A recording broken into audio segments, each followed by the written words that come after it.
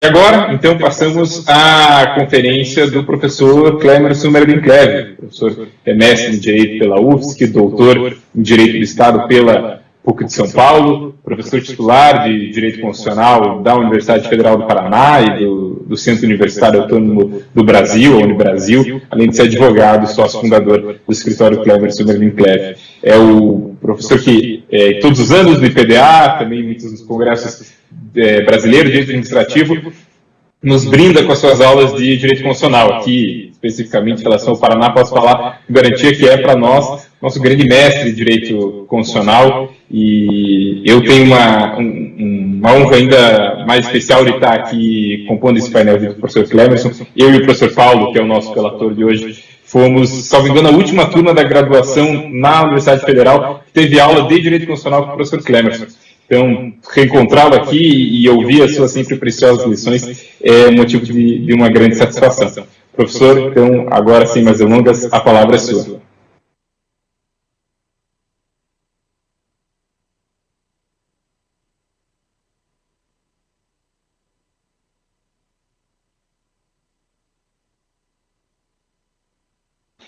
O microfone está desligado, professor.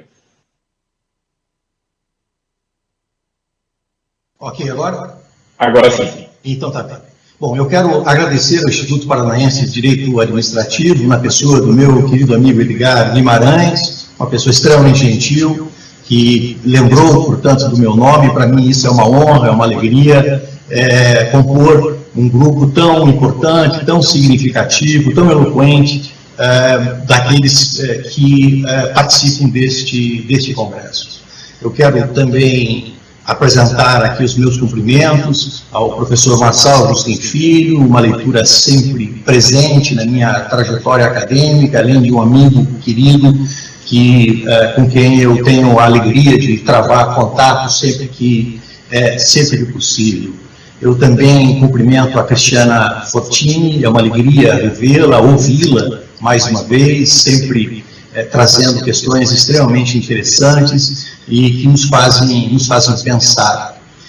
Eu cumprimento também o Maurício Zucum, faz tempo que eu não o via, é uma alegria sempre estar ao lado do Maurício, é uma força da natureza e, portanto, nós sempre aprendemos com ele, além de ser um camarada extraordinário. Eu cumprimento também o Zardo, cumprimento o Paulo e a minha querida professora Adriana Schier.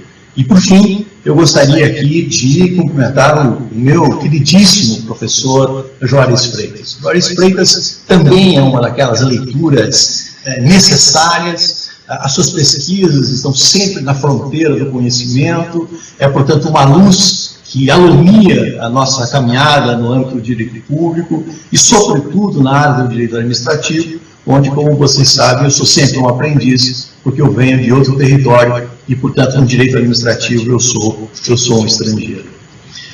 Muito do que eu iria falar já foi brilhantemente trabalhado pelo professor Marçal e também pela professora Cristiana, porque a minha ideia é cuidar da legitimidade da atividade normativa da administração pública e depois fazer uma conexão disso com o novo marco das agências reguladoras. É claro que o olhar que eu faço, que eu apresento, é um olhar de natureza propriamente constitucional, embora ensaiando alguns passos no campo do direito administrativo, esperando que esses passos não sejam absolutamente inconsequentes. Todos nós haveremos de concordar que o Estado do século XX e também do século XXI, seja ele um Estado social, seja ele um Estado neoliberal, ele necessariamente será, de uma maneira ou de outra, um Estado prestador de serviços para uma sociedade técnica e de massas, industrial e pós-industrial ao mesmo tempo, essa é a situação brasileira, que se transforma rapidamente em função da aceleração do tempo. Portanto, o que nós conhecemos é uma sociedade política que tem a tendência de regular tudo, das características dos alimentos processados ou industrializados aos rótulos utilizados. A atividade normativa cresce de maneira exponencial, dinamizada por múltiplos polos simultâneos de produção. O legislador também legisla ferozmente para arbitrar valores constitucionais e resolver conflitos de interesses, sobretudo os conflitos de interesses difíceis, porque constitucionais. Chegou-se a falar mesmo, em meados do século passado, de uma inflação legislativa. Carlos Mellucci tratou a respeito desse tema. E houve, de algum modo, a emergência da preocupação com o excesso legislativo, chegando a alguns sistemas jurídicos, diante de uma realidade que é uma realidade inconteste, a relativizar o princípio de que todos conhecem ou que devem conhecer a lei. O legislador, antes acostumado a cuidar de leis de arbitragem, como, por exemplo, aquelas que compõem o Código Civil, ou tratando dos serviços públicos tradicionais, ou mesmo do poder de polícia tradicional, no caso do direito público, é desafiado com a necessidade de incursionar em domínios técnicos muito especializados, que ele não domina, que ele não gosta, deixando os legisladores na mão do executivo, mais aparelhado e dotado de melhores capacidades institucionais. O Congresso legisla ao sabor da dinâmica política, o gestor regulamenta em demasia e o povo padece com a profusão normativa, nem sempre transparente, nem sempre coerente. Só para se ter uma ideia, foram, segundo dados do Ministério da Economia, quase 6 milhões de normativas, para ser preciso, 5.700.000 normativas, editadas no Brasil só depois da promulgação da Constituição Brasileira de 1988. E muitas delas são desproporcionais, são intrusivas, são desnecessárias, com falta de clareza, com superposição de comandos e com termos abertos, muito abertos, permitindo o voluntarismo no exercício do poder de polícia, exercido muitas vezes sem padrões definidos, sem um histórico coerente de ação, criando um quadro desnecessário de insegurança jurídica e de sofrimento do cidadão.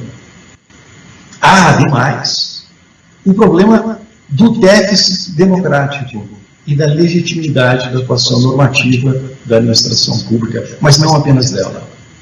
No âmbito do legislativo, a situação é resolvida, em parte, com a eleição dos parlamentares, com os mecanismos de participação popular no processo legislativo, com a publicidade e com o contínuo processo de melhoria da qualidade da representação em função do aperfeiçoamento do sistema representativo e, mais recentemente, do estímulo à presença das minorias, negros, mulheres e indígenas nas casas legislativas.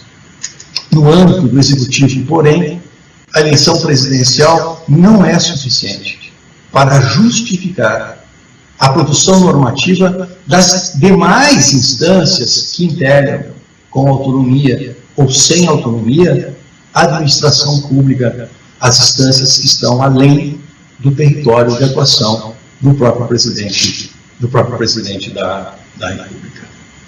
Ora, e aqui nós temos um problema sério, porque a Constituição pretendeu, como sabemos, inaugurar um novo tempo, no qual democracia, no qual a república, no qual o pluralismo, os direitos fundamentais e o seu valioso suporte à dignidade humana condensariam a dimensão substantiva e essencial do direito brasileiro. Mas, ao mesmo tempo, em alguns capítulos, como na ordem econômica, ou mesmo naquele que tratava, e trata hoje com modificações da administração pública, acumulava a Constituição, por ocasião da sua promulgação, defeitos, alguns defeitos, que desafiavam correção, sobretudo, ou pelo menos crítica, sobretudo depois da queda do Muro de Berlim. Emendas constitucionais mudaram muita coisa, e a reforma constitucional trouxe para nós as agências reguladoras, como sabemos, ainda nos anos 90. Tratava-se, como disse a professora Cristiana Fortini, de trazer para o Brasil a experiência, em geral, bem-sucedida de outros países, com as chamadas autoridades independentes. Contestadas no início, criticadas ou mal compreendidas na sua tarefa reguladora, foram, afinal, aceitas e com bondades e defeitos, muitos defeitos, vão construindo a sua trajetória, algumas com mais, outras com bastante menos sucesso. Criadas por leis sucessivas, embora duas, pelo menos, estejam previstas diretamente no texto constitucional, ostentando configurações distintas, sem um padrão comum, reproduziram episodicamente o grande vício brasileiro. Diante de um problema, a primeira ideia é de introduzir novos dispositivos normativos na ordem jurídica. E a dinâmica paternalista e voluntarista, muitas vezes autoritária, eu brinco, docemente autoritária, porque as pessoas pensam que estão fazendo um bem quando não foram capturadas, presente na história da administração pública, faz-nos pensar. A Lei 13.848 procura uniformizar e racionalizar a situação das agências reguladoras, tratando, num novo marco regulatório, da gestão, da organização, do processo decisório e do seu controle social, sobre o qual acaba de falar, e muito bem, a professora Cristiana. O nosso recorte aqui envolve apenas a produção normativa. E, nesse contexto, a nova lei trouxe muitas novidades, boas novas, diga-se de passagem, se os seus termos forem levados a sério e se os seus termos forem um verdadeiro direito para vingar. Concretizando valores abstratos, eu faço questão de remarcar isso, concretizando valores abstratos contemplados no texto constitucional, desdobrando os princípios democrático e republicano, transportando para o âmbito normativo das agências independentes o princípio do devido processo legal. Ninguém será privado da liberdade de seus bens sem o devido processo legal. A lei transforma a atividade reguladora das autarquias especiais. É bem verdade que a lei do processo administrativo, a lei 9.784 de 99, já dispunha, em termos também aplicáveis, eu remarco isso, também aplicáveis à atividade normativa da administração, determinados preceitos que poderiam conduzir a esse caminho. Leia-se, por exemplo, o disposto no artigo 2º da referida lei. Ou seja, aí uma vedação de imposição de obrigações, restrições e sanções em medida superior àquelas estritamente necessárias ao atendimento do interesse público. O princípio da necessidade. É a ideia da proporcionalidade. Ou ainda, que a motivação é exigida para todos os atos, e portanto também os normativos, que neguem, limitem ou afetem direitos ou interesses. O curioso é que a doutrina, em geral, do direito público, não se deu conta disso. Nós falávamos da lei do processo, do processo administrativo e vinculávamos os seus termos quase que exclusivamente, com raríssimas exceções, à produção, a produção concreta, mas não propriamente a atuação genérica e abstrata, consubstanciada em atos de natureza normativa. Também, a lei de introdução ao direito brasileiro trata do assunto. De fato, O artigo 1º define que nas esferas administrativa, controladora e judicial não se decidirá com bases em valores jurídicos abstratos. A professora Cristiana acabou de lembrar disso. E sem que sejam consideradas as consequências da decisão. Um toque consequencialista necessário para a definição da bondade das escolhas do administrador público. E mais do que isso, a motivação haverá de demonstrar a necessidade e adequação da medida imposta ou da invalidação, incidindo isso também, obviamente, sobre as normas de natureza administrativa. Ora, a Lei 13.848, seguindo nessa mesma direção, avança mais para tornar obrigatório o que já era, mas nós não nos dávamos conta, ou pelo menos não nos dávamos conta suficientemente. Os princípios abstratos no Brasil, condenados oportunamente pela Lei de Introdução ao Direito Brasileiro, servem muitas vezes para simples retórica, para a construção de narrativas alternativas e pós-fato performantes, sem que os atores tirem delas ou deles as consequências devidas, as consequências naturais, decorrentes do desdobramento multidimensional de sua incidência. Daí a inequívoca utilidade da lei referida num país onde, lamentavelmente, tudo deve ser dito, tintim por tintim, 2 vezes tintim por tintim, 3 vezes tintim por tintim, sob pena de ficar letra morta. Ora, vamos tratar mais detalhadamente sobre a Lei 13.848, rememorando determinados princípios contemplados na Constituição de 1988. O direito, como sabemos, expresso em dispositivos normativos, pede racionalidade, clareza, motivação e a adoção de soluções que favoreçam a segurança jurídica. Falamos aqui de rule of law, falamos aqui de Estado de Direito, e tanto melhor se falarmos também de Estado de Direito Democrático. Ao mesmo tempo, em decorrência do princípio do devido processo legal, nas suas dimensões substantiva e formal, e dos macro-princípios estruturantes republicano e democrático, a atividade normativa deve, número 1, ser o resultado de um procedimento. Mais do que isso, retomando o que disse meu querido amigo Marçal, de um processo transparente e aberto à participação dos possíveis atingidos pela disposição emergente, além da comunidade. Vemos aqui, sopesada adequadamente, a dimensão formal do devido processo legal. Por outro lado, a normativa, número 2, deve ser razoável, proporcional, não excessiva, resultado de uma ponderação racionalizada entre os meios manejados e os fins, desejados. E aqui se fala de proporcionalidade em sua tríplice dimensão. Adequação, o meio adequado ao fim.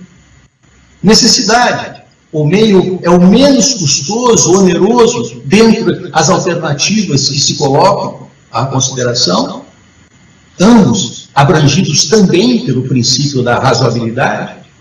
E, finalmente, o que distingue a proporcionalidade da razoabilidade, a proporcionalidade em sentido estrito.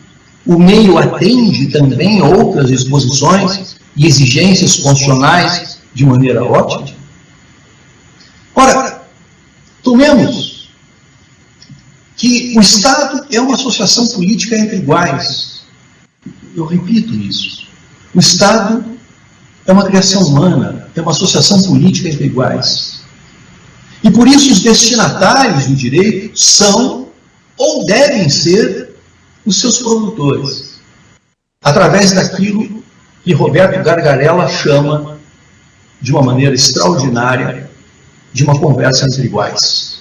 É disso que se trata. Essa é a característica do nosso pacto, do contrato social plasmado na Constituição, embora muitos, como disse bem o Marçal, não se dão conta disso.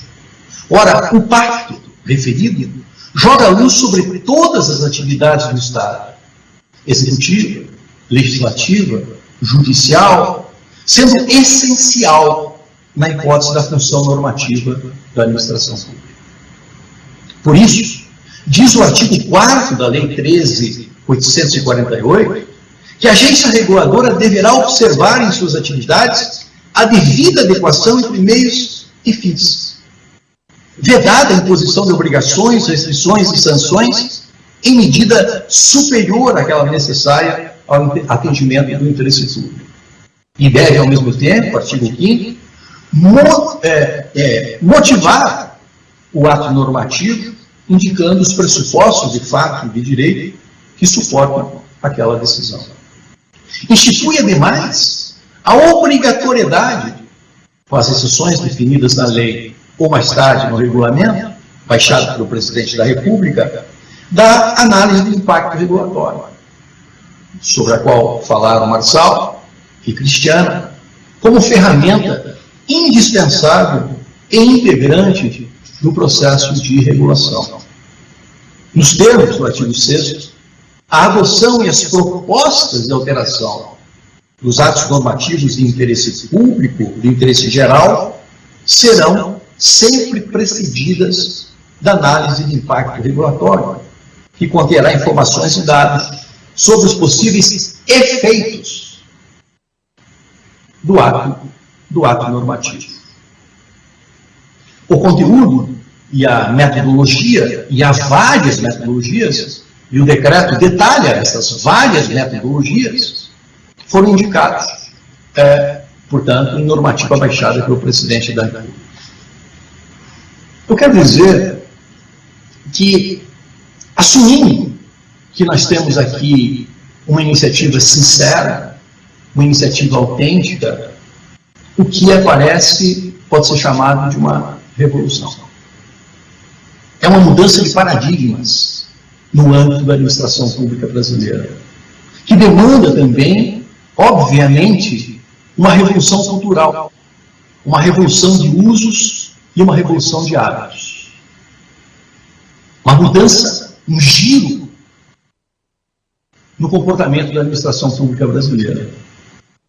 Prognose, estudo dos efeitos e possíveis alternativas, verificação da real necessidade da edição da normativa, racionalidade, superação do voluntarismo, análise de custo-benefício, cálculo dos possíveis efeitos consideradas as evidências, constituem alternativas argumentativas que decorrem da noção da análise de impacto regulatório, implicando a superação do paternalismo improvisado, contaminado por suposições não confirmadas pela melhor literatura técnica, pela experiência de outros povos, pelo estado da arte na ciência, ou mesmo pelas evidências que foram conhecidas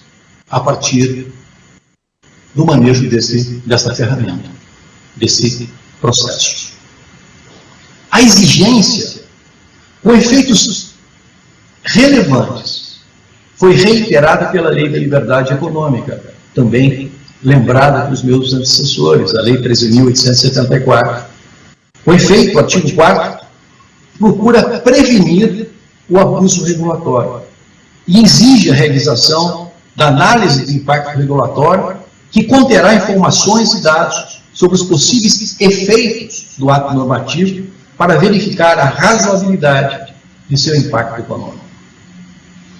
Aqui, nessa lei, a grande novidade e a revolução se aprofunda, e o trânsito paradigmático fica mais veloz, é a extensão da exigência da análise de impacto regulatório para todos os órgãos e entidades da administração pública federal, incluídas as autarquias e as fundações públicas, de modo a atingir, por exemplo, determinados órgãos ou determinadas autarquias que nós sabemos são verdadeiras fábricas de produção normativa.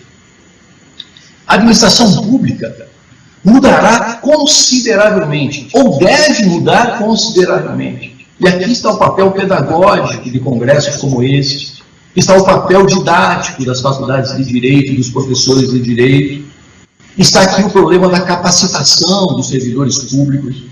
A administração pública mudará consideravelmente depois desses diplomas normativos e do manejo da análise de impacto regulatório como ferramenta necessária para o desenrolar do processo decisório em matéria de regulação.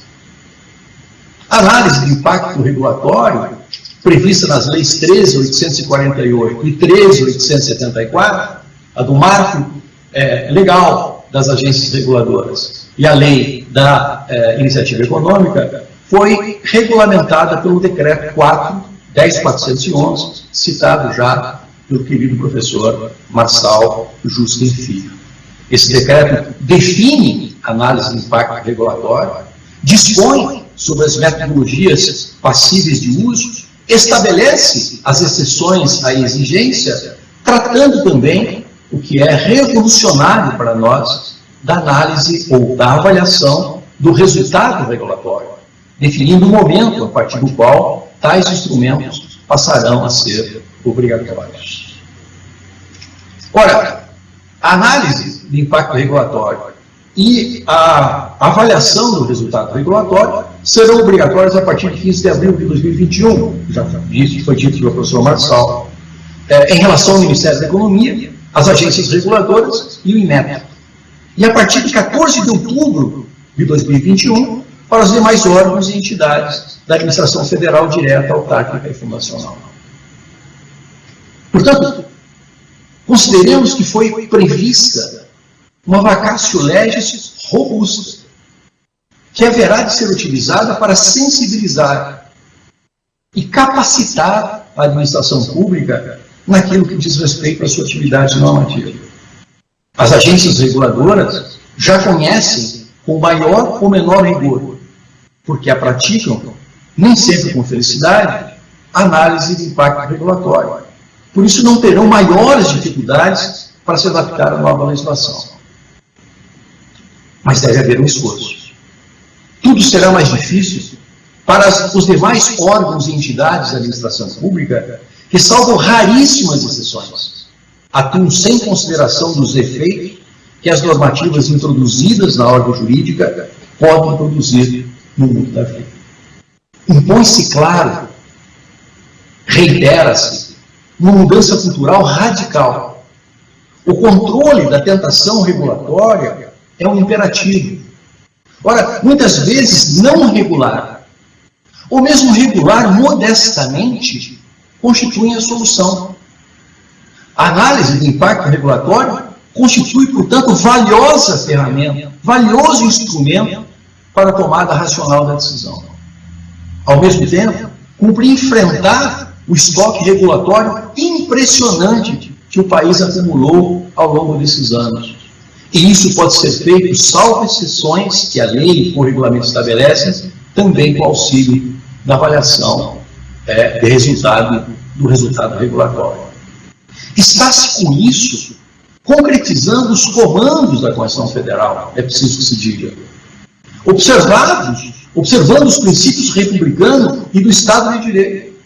E, além do mais, seguindo as melhores práticas recomendadas pela OCDE e experimentadas pela União Europeia, além de países como o Reino Unido e os Estados Unidos. Embora tenha sido experimentada durante o governo Nixon, foi com Reagan que a análise de impacto regulatório se tornou obrigatória para a administração pública federal americana.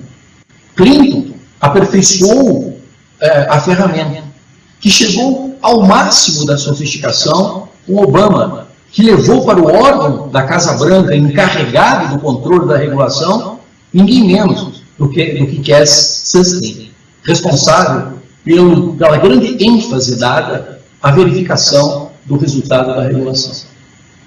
Há uma rica literatura a respeito que merece ser aproveitada por nós. Aliás, se fôssemos ler apenas os textos do Cass Sunstein, talvez isso tomasse o resto de nossas vidas, porque é um autor absolutamente prolífico.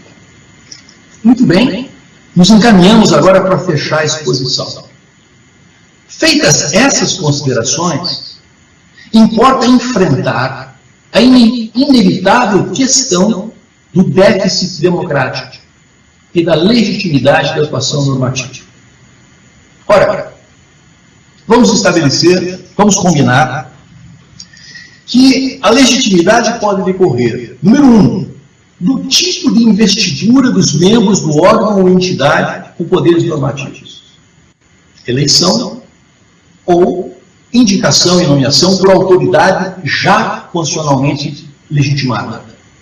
E do respectivo regime jurídico, independência, mandatos fixos, etc.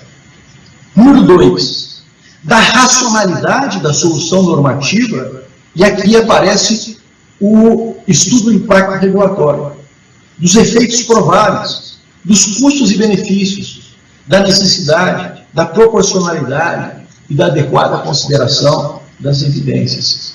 E aqui falamos do Rule of Law.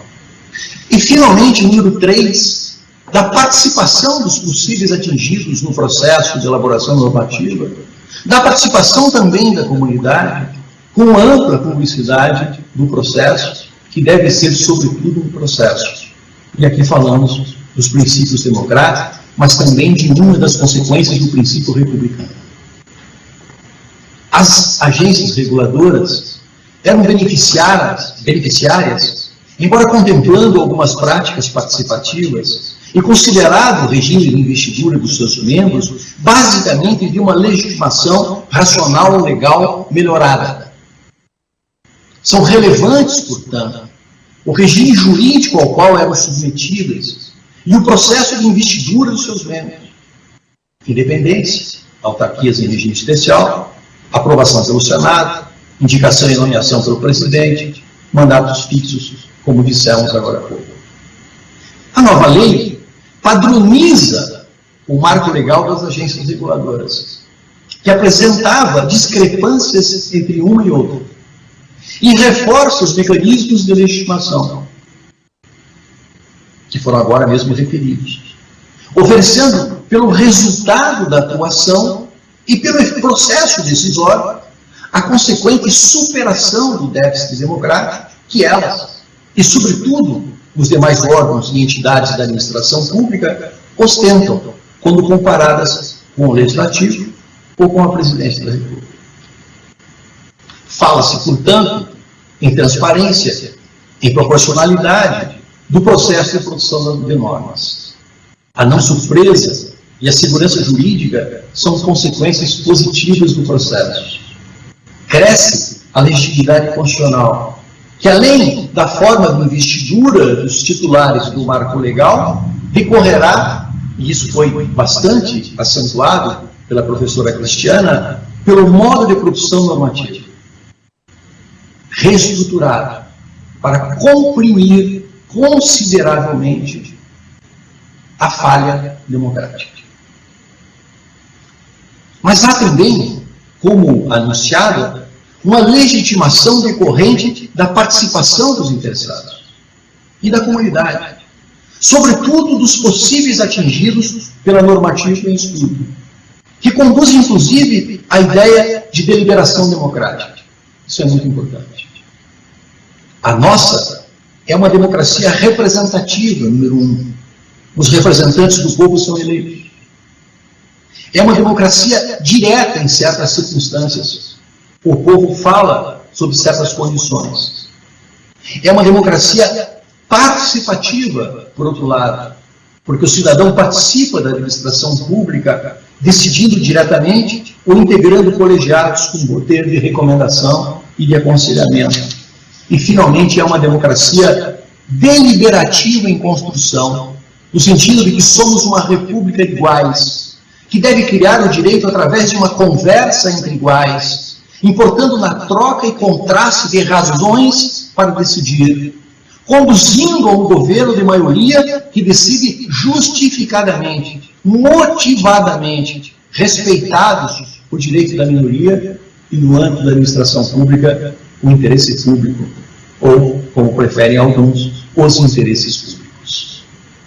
Uma administração pública que cuida do interesse público ou dos interesses públicos por meio de razões, deliberando com consideração e respeito as razões levantadas pelos interessados e possíveis atingidos pela normativa em análise.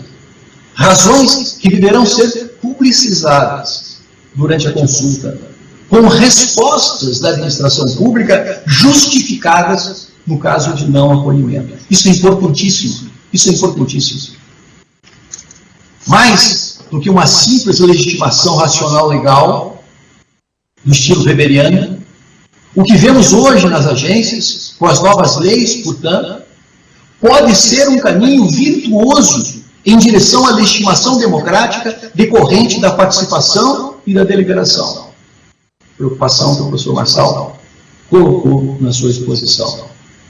O processo transparente, a agenda obrigatoriamente anunciada com antecedência, sendo vedadas decisões sobre questões dela não constantes, as contribuições às consultas públicas necessariamente respondidas num prazo certo, as reuniões colegiadas filmadas e publicizadas na internet, assim como as atas das reuniões, tudo para a consulta do público e dos interessados, ainda que a posteriori, a precedência da análise de impacto regulatório e da avaliação do resultado regulatório às consultas públicas, com as exceções previstas, e nessa hipótese, algum documento de justificação será necessário, será sempre necessário.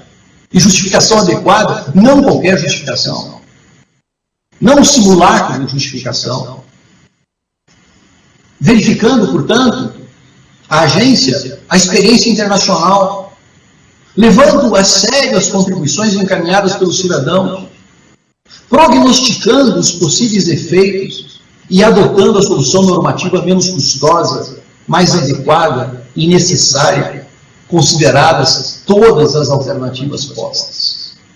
Isso tudo supõe um processo de deliberação forte, virtuoso, aberto, público, plural, racionalizado e democrático. São, portanto, ou podem ser, se assim quisermos, passos largos no sentido de garantir a legitimidade democrática das normatividades editadas pelas agências, e não apenas pelas agências, como já dissemos, o que permite supor que se está diante, como antes afirmado, e espero não estar sendo ingênuo, de um autêntico trânsito paradigmático, de uma revolução para ser mais direto. Dito tudo isso, o que se quer e o que se pode ver no horizonte. Talvez aqui eu repita, reitere o que antes foi dito pela professora Cristiana. Fala-se hoje, concretizando os princípios tantas vezes referidos, em direito ao devido processo na elaboração normativa. Percebam, eu não estou falando de regularidade do processo de elaboração normativa, eu estou falando de um direito fundamental ao devido processo na elaboração normativa. Eu estou falando de um direito fundamental à justificativa, à motivação dos atos normativos, inclusive os legislativos. E a doutrina constitucional percebe isso e começa a produzir bons textos tratando a respeito desse tema. Não à toa, e aqui eu coincido com a professora Cristiana mais uma vez, cresce o que é novo no Brasil, cresce a defesa de mais rigor no controle judicial, concreto ou abstrato, em termos de constitucionalidade, do processo legislativo, e mais cuidado, implicando, quando possível, alguma deferência às decisões substantivas do legislador.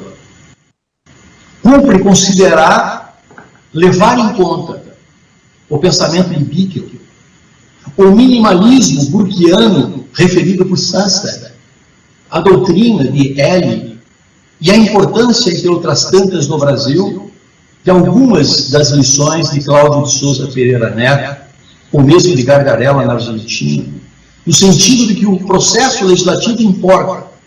É ali que a deliberação democrática ocorre, e o judiciário deve ser o fiscal da sua regularidade, garantindo a ampla participação e discussão dos interessados, dos parlamentares e dos partidos, de modo que possam fluir os argumentos e os contra-argumentos, sobretudo as razões públicas justificadoras da adoção desta ou daquela solução normativa.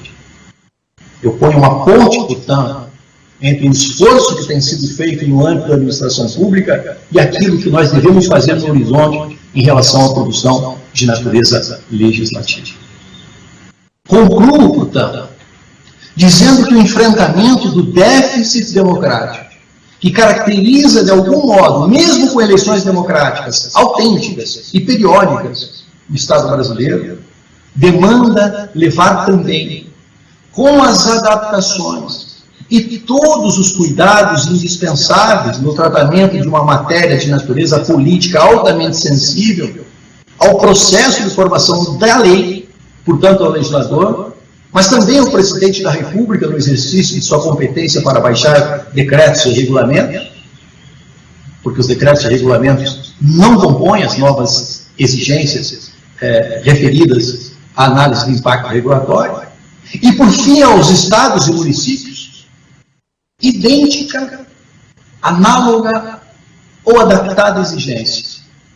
Algo que, embora revolucionário, que embora seja capaz de mudar o panorama do direito brasileiro, não é totalmente novo, porque derivado dos valores contemplados na nossa Constituição. O que eu tenho a dizer, portanto, é que, assim como o direito administrativo trouxe uma enorme contribuição para o direito constitucional, quando definiu e trabalhou o princípio da proporcionalidade, a mesma coisa pode ocorrer aqui com a atividade normativa do presidente da República e mesmo a atividade do Congresso Nacional. Estou certo que, com isso, é possível desenhar no futuro um novo direito desse país continental. Tudo depende, todavia, de nós. Muito obrigado.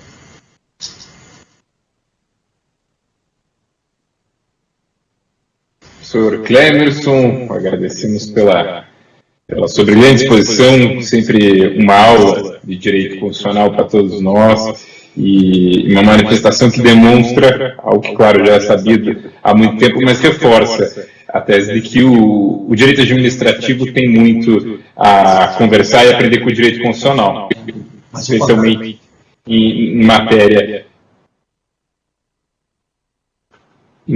desculpa, achei que o meu microfone estava cortado aqui por um erro. Mas em matéria de democratização da atividade da administração pública, em matéria de atividade normativa. Então, agradeço, tenho certeza que para todos que acompanharam a palestra, foi muito profícua, pois traz novos parâmetros para nós do direito administrativo continuarmos a desenvolver esses institutos da lei da agência reguladora.